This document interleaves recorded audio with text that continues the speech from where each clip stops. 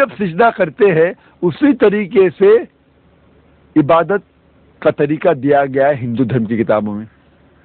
تیسرا رکن زکوٰۃ، کہ ہر مسلمان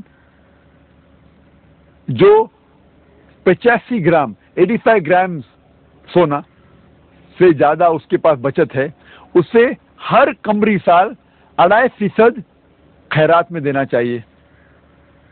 اور زکوٰۃ کی معنی ہے ٹو گرو، ٹو پیوریفائی، بڑھاوا، پاک کرنا.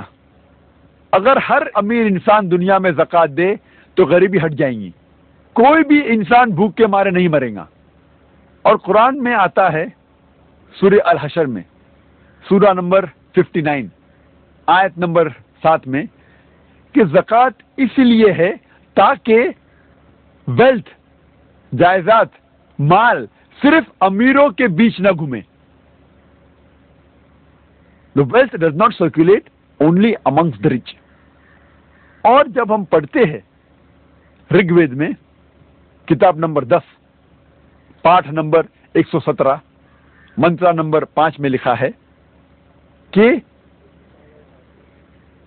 آپ دان دو، کیونکہ پیسہ ایسی چیز ہے جو آج ایک انسان کے پاس ہے، کل دوسرے انسان کے پاس ہے.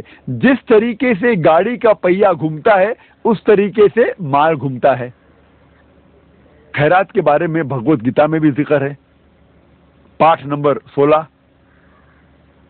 شلوک نمبر 3 میں، اور بھگوت گیتا پاٹھ نمبر 17 شلوک نمبر 20 میں ہے کہ خیرات کرو. چوتھا ارکان سوم. ہر بالغ مسلمان کو جس کی صحت اچھی ہے اسے روزہ رکھنا چاہیے، کھانا اور پینا سے پرہیز کرنا چاہیے فجر سے لے کے مغرب تک اور پورے رمضان کے مہینے تک. اور قرآن میں ذکر آتا ہے سورہ بقرہ میں سورہ نمبر 2 آیت نمبر 183 میں 183 میں، fasting has been prescribed to you as it was prescribed to those who came before you so that you may learn self-restraint. روزہ آپ پر فرض قرار دیا ہے جس طریقے سے پہلے لوگوں پر فرض قرار دیا گیا تھا تاکہ آپ لوگ پرہیزگار بنو. روزہ اسی لیے قرار دیا گیا ہے فرض تاکہ لوگ پرہیزگار بنے. آج کے سائیکولوجسٹ کہتے ہیں کہ if you can control your hunger you can control almost all your desire. اگر آپ بھوک پہ قابو پا سکتے ہیں تو آپ اپنے سارے خواہشوں پر قابو پا سکتے ہیں. روزے رکھنے کے کئی فائدے ہیں. اگر آپ صحیح طریقے سے روزہ رکھیں جس طریقے سے اسلام میں ذکر آتا ہے پورے مہینے تک، ایک قمری مہینے تک، تو سائنس آج کہتی ہے آپ کا انٹسٹینل ایبزارپشن بڑھتا ہے، آپ کا کولیسٹرول لیول کم ہوتا ہے، اور روزے میں رمضان کے مہینے میں کئی غلط عادتیں آپ کے دور ہو جاتی ہے. اگر آپ سگریٹ پینا چھوڑ سکتے ہیں فجر سے لے کے مغرب تک، پھر انشاءاللہ پیدائش سے موت تک کے اب سگریٹ پینے کی ضرورت نہیں آپ کو.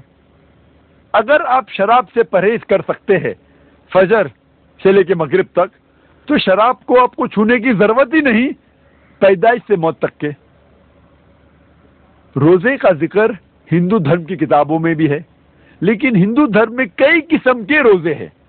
ایک قسم جس کا ذکر آتا ہے منوسمرتی میں پاٹھ نمبر 6 شلوکا نمبر 24 میں لکھا ہے آپ روزہ رکھو ایک مہینے تک.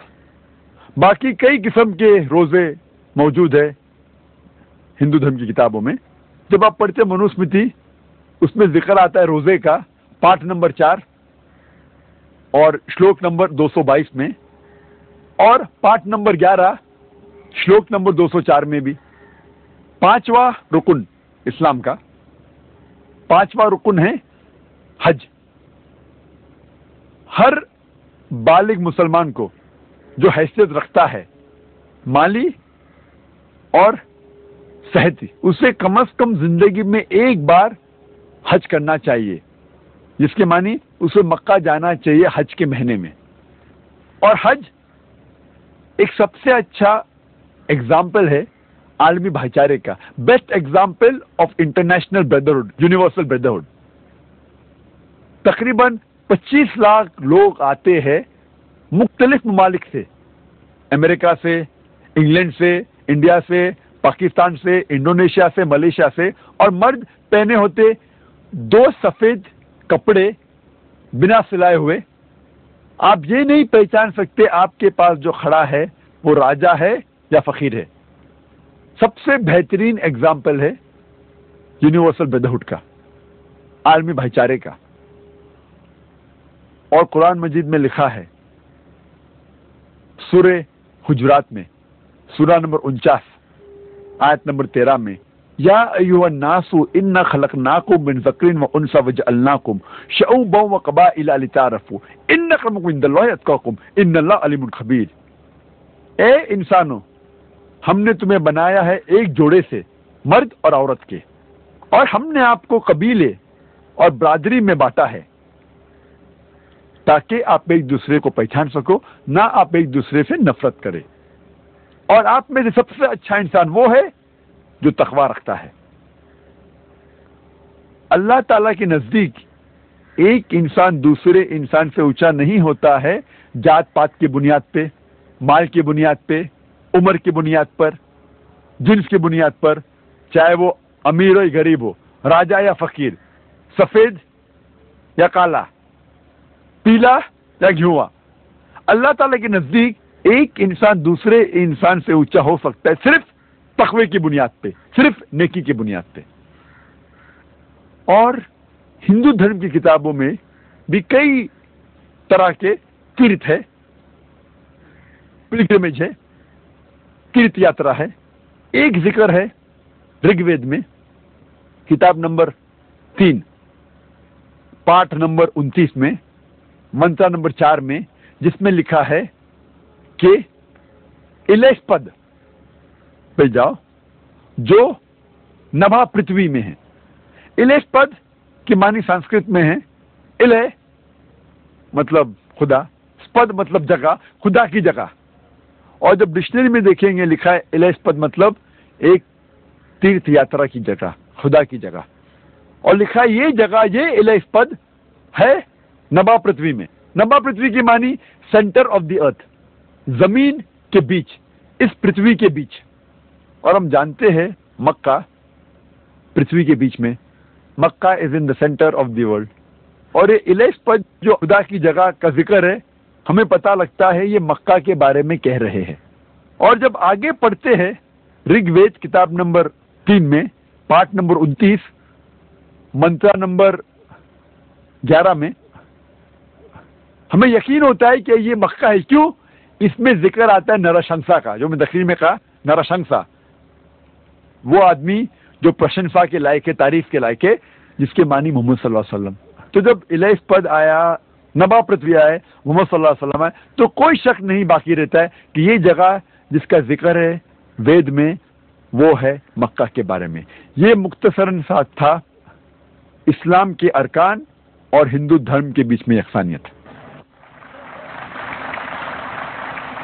بھائی پرشوتم کا سوال ہے، ہمارے ہندو دھرم کے پنڈت آچاریہ یہ جانتے ہیں کہ وید اور ہندو دھارمک کتابوں میں مورتی پوجا منع ہے، لیکن ہم شروع میں اتنے مضبوط نہیں رہتے، اس لیے ہمارے ذہن کو کنسنٹریٹ کرنے کے لیے مورتی کی ضرورت پڑتی ہے۔ جب ذہن میچیور ہو جائے تب مورتی کی ضرورت نہیں۔ بھائی نے سوال پوچھا تھا کہ ہم جانتے ہیں ہندو دھارمک کتابوں میں لکھا ہے کہ مورتی پوجا حرام ہے، منع ہے، لیکن کیونکہ کنسنٹریشن کے لیے پہلے ہم مورتی کا سہارا لیتے ہیں، بعد میں جب ہم میچور ہو جاتے تو ضرورت نہیں۔ اگر مان لو جو آپ کہہ رہے صحیح ہے کہ پہلے انیشیل سٹیج میں آپ کو ضرورت ہے مورتی کی عبادت کرنے کے لیے، بعد میں جب میچور ہو جائیں گے تو ضرورت نہیں، تو میں یہ کہنا چاہتا ہوں کہ ہم مسلمان آلریڈی میچور ہو چکے ہیں، ہم کو مورتی کی ضرورت نہیں عبادت کرنے کے لیے۔ اور ایک سمے ایک پنڈت مجھ سے بحث کر رہے تھے اور کہہ رہے تھے یہی چیز کہ میں جانتا ہوں کہ مورتی پوجا حرام ہے، غلط ہے،